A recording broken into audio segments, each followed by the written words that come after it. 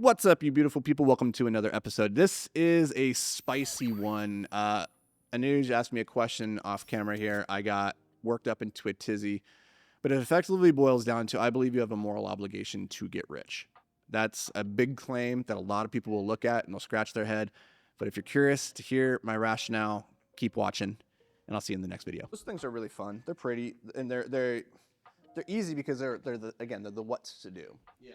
And if you just follow the what, like I give you the blueprint and you just follow the steps for like shooting a basketball. Like, hey, do this, put your elbow here, follow through. You don't need to understand why the ball goes in the hoop more often than not if I give you the right technique. If your goal is just to get the ball in the hoop, you can just follow the game plan. But at a higher level, you're never going to grow past that. Right? Your understanding of the sport is going to always be dependent on my ability to communicate to you what to do. And that's fine. For most people that are early in their financial journey, their entrepreneurship journey, that's probably what they should be doing. Like they just need to get money in the bank because money solves all your money problems. And then you can focus on Maslow's hierarchy of needs. Like you get your shelter, you get your food, you get your safety, and then you can worry about meaning and fulfillment and self-actualization. Right. And like when we're talking about understanding first principles or like deeper strategic concepts behind why things are the way that they are, like why does this funnel work? What's the psychology behind it? That's a higher level principle that will help you grow, which is ultimately, I think, like the thing that humans want the most. They want a sense of growth and progress and mastery, like mastery, autonomy, community and relationship. Like those are some of the highest motivators. I think Daniel Pink, he wrote a book many years ago called Drive. It's called Drive. It's about the biology of motivation. It talks about intrinsic motivation and extrinsic motivation. Extrinsic motivation is the motivation that comes from outside of yourself. It's usually top down, like your boss is like, they're paying you. That's an extrinsic motivator. Or if you do this work, there might be a prize for you at the end. That's an extrinsic motivator. But that's what most people in life are relying on. And that's why most people don't get very far, is because that's actually a really shallow form of motivation. Most humans are not coin operated machines. You don't just put more money in and you get more out. Like at a certain point, money doesn't make people happier, and it doesn't make them necessarily work any harder without intrinsic motivation. And an intrinsic motivation is much more about like the motivation that naturally derives internally from you for wanting to pursue a thing.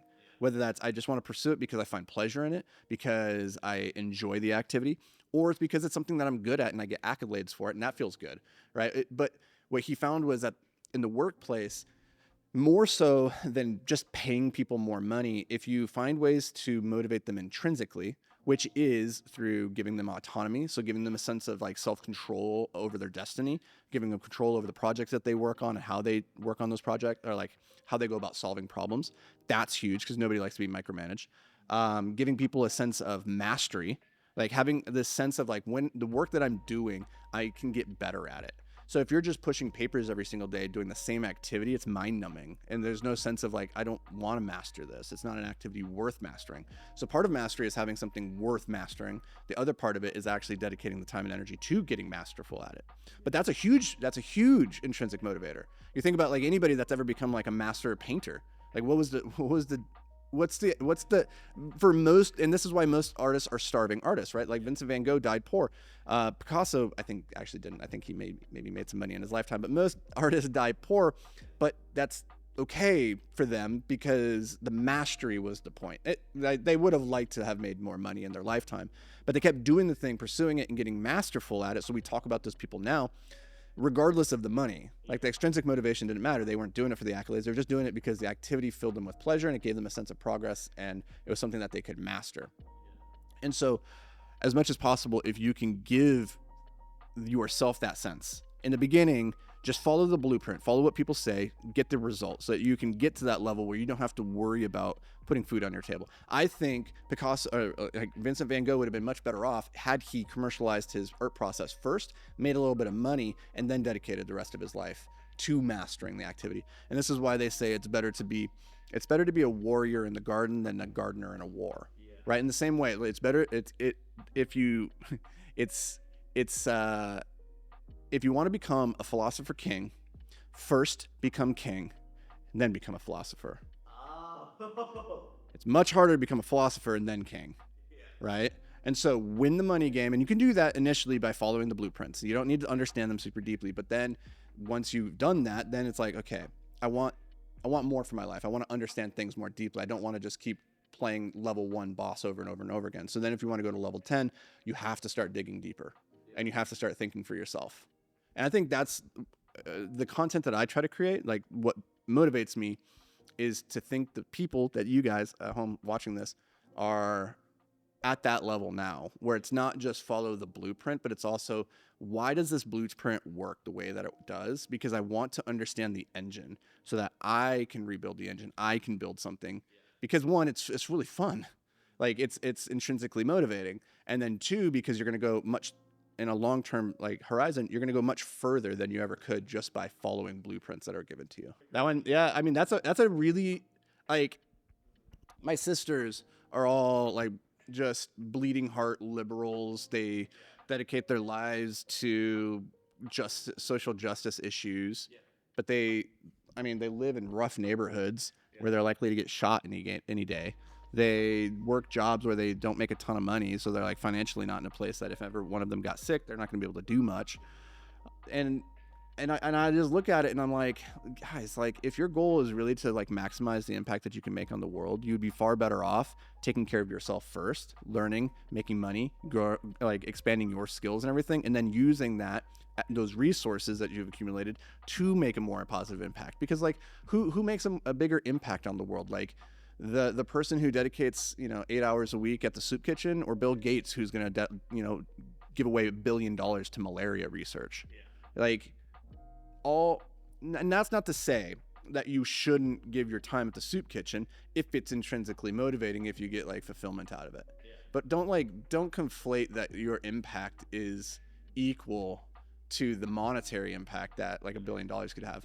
And so like I think about, if you want to be a philanthropist, if you want to make a if you actually cared about solving homelessness or poverty or child abuse or whatever, you would go out in the world and collect as many fucking resources as you possibly could, and then array that army of resources against that problem.